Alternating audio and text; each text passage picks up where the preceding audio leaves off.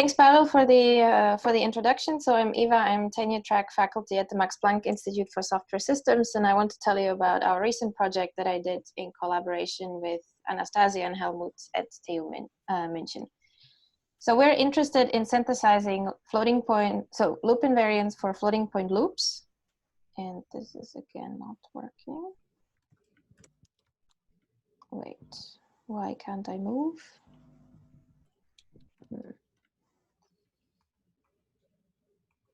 Okay. I will have to restart this. Okay, now. So we're interested in synthesizing loop invariants for loops such as the one that you see on the screen that is simulating a dynamical system. And the trouble with these kind of loops is that they're potentially unbounded. So if you want to analyze their behavior, we cannot simply unroll them. So when we have this issue, then one standard approach to still say something meaningful is to find a loop invariant. And in particular, that's a property that holds at the loop entry and it holds after every iteration. So this way we have some property that we can still compute even if we don't know how many loop iterations we're going to execute. So verifying such loop invariants is relatively straightforward. And I'm just going to repeat what you probably already know. We do this by mathematical induction. So we first prove a base case. That means that a precondition, so whatever is true before the loop, holds at the loop entry, so that the invariant holds at the loop entry. And then we're going to assume the loop invariant, that it holds before some arbitrary ith execution, and show that it will also hold after the ith iteration. So in terms of a formula, we will assume the invariant, we will assume the loop condition, if it's more complicated than just true. We will assume that the loop body executes and then show that the invariant with the updated loop variables also holds after the iteration. So the kind of loop invariants that we're looking for are ones that bound values of variables. So the two bounds that I show here for x and y, those are actually invariant for this kind of loop. And these are useful, for instance, when we want to do safety verification, so we can show that x and y do not reach some unsafe state, but they're also a prerequisite if you want to bound a round of errors. As with many other loop invariants, just these simple bounds are not enough. So if we actually want to prove that these bounds are inductive, so that there are an inductive invariant, we actually need to provide an additional constraint, for instance, in this form as a polynomial inequality. So just to show you visually how this looks like for this example, the green box, that's the preconditions, so that's where we start off.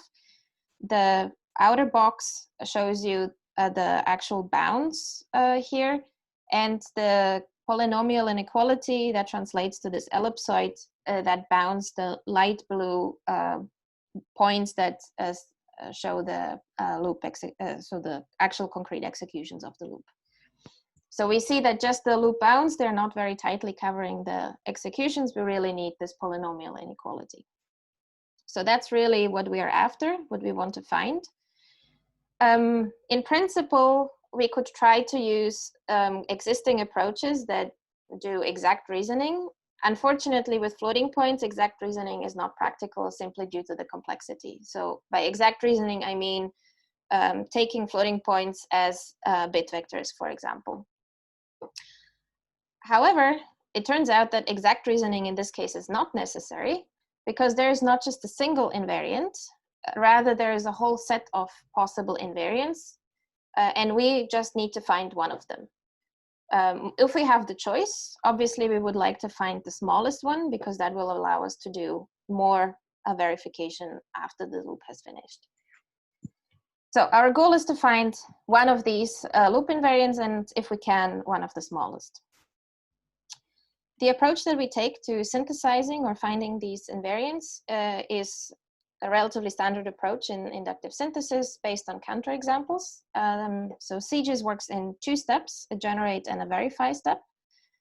The generate step repeatedly will generate candidate invariants that are then passed to the verify step that tries to check whether these are actually inductive invariants. We can, for instance, do this check using an SMT solver, simply querying the solver for the two conditions I have shown you on the previous slide. Now, if the SMT solver says, yes, these conditions hold, then we have found our inductive invariant and we're done. In case it does not, because our candidate invariant was not actually inductive, for instance, the SMT solver is going to say no, and we will generate the next invariant. Now, if we just have this loop, then we're essentially just randomly trying different invariants, hoping one of them is going to be inductive.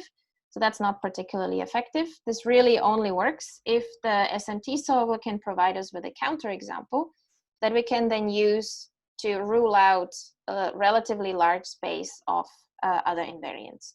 Basically, we want to use this counterexample to learn a little bit more so that the next candidate invariant that we produce is not just going to be a random guess.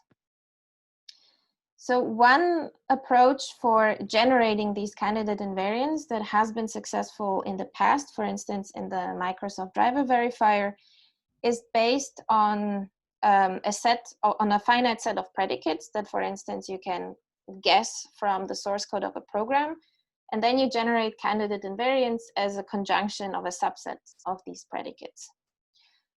Now, for our purpose, for floating point loops and the invariants that we are looking for, this unfortunately doesn't work because what we need to generate are essentially the coefficients of the polynomial and the interval bounds.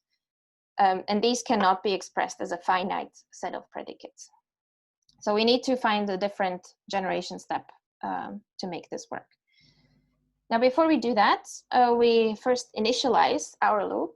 And we do this by just simulating it. So we draw random inputs from the precondition set, and we just execute the loop and record the points that we see, because these are exactly the points that the invariant has to cover.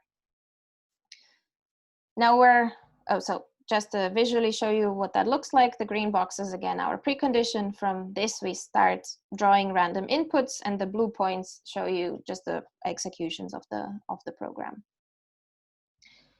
So once we have this initial set of points, we compute the convex hull, because we're essentially interested in an outer bound, so we don't need all the points that are in the middle.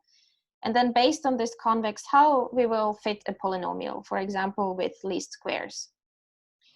Now, this polynomial fit is noisy because it's based on a random subset of points that you can find in a concrete execution, but it's only a subset. And second, the least squares, or whichever other method you use, is also going to be noisy. So that's why we have these very particular numbers. To get rid of some of this noise, we will just round the coefficients, and then we will also round the bound on the polynomial outwards, such that we cover all of the points. So this is best explained again with an example. So the light blue points, that's our concrete executions. The dashed line, that's the initial polynomial fit. And the solid line, that's the candidate invariant that we finally generated. So now we have a candidate invariant, so we have to verify it. As I said before, exact reasoning does not really scale up. We have tried to use the floating point SMT theory to verify our candidate invariants, but this was not really scalable. So what we do instead, we encode the inductiveness properties with real values and bound the round of error that happens during one loop iteration by an additional error term. And we do this round of error bounding with an external tool. This turns out to scale sufficiently well. However, for our example, we'll get a counterexample. So the initial candidate is not inductive. And based on this counterexample, we could now try to generate another invariant. So again, take the convex hull, etc. Just doing this does not really work. And the reason for that is that this counterexample that the SMT solver has returned is random. So the solver can pick any point that it likes, that is a counterexample. So if we just go by this one single point, then we will essentially skew this shape that we're looking for in some random direction. So the point that I'm trying to make is that we want to generalize from this counterexample, so we explore the space a little bit more evenly. So in our algorithm, we'll add some additional points, so some additional counterexamples, for example, by using the symmetry of the ellipsoid shape, or we can ask the solver for some additional example as well. And then starting from this, we'll do another round of simulation, another round of concrete points that all have to be covered by the new candidate invariant. So if we compute the new one, then you'll see the dark blue solid shape here that now is a little bit larger and has a slightly different shape than the one that we had before.